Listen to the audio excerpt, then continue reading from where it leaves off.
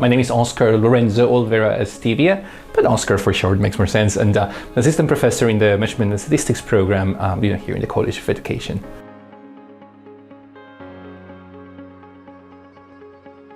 Aside from this being a world-class university and this being a world-class college, right? It's always top ranked in basically like any list that you can find online.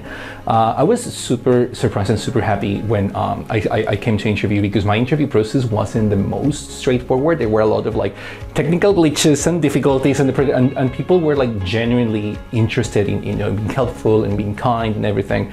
And as I get to know them throughout the interview process, I started to realize that this college doesn't just talk the talk, they walk the walk as well when it comes to equity and justice and the way in which we can synergize or make our classes more relevant to these various objectives. So it started checking all the marks.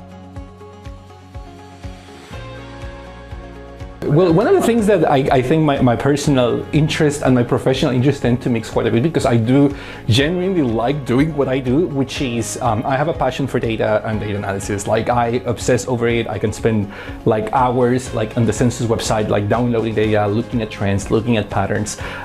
It is one of the passions that I always try to convey to my students, a big part of my area, but not. Well, one of the things, and this is perhaps a question that I thought about the most, that has become very apparent to me, especially during these difficult past years, pandemic, difficult election, but not, is that there is a huge need for data literacy, not just in the United States, but I think across the world. So one of the things I'm very passionate about with regards to the future of education is making sure that my students, or anybody who's interested, can look at tables of numbers and ask questions, or look at percentages and say there's more information that's needed to be able to make the kind of claims that are being made.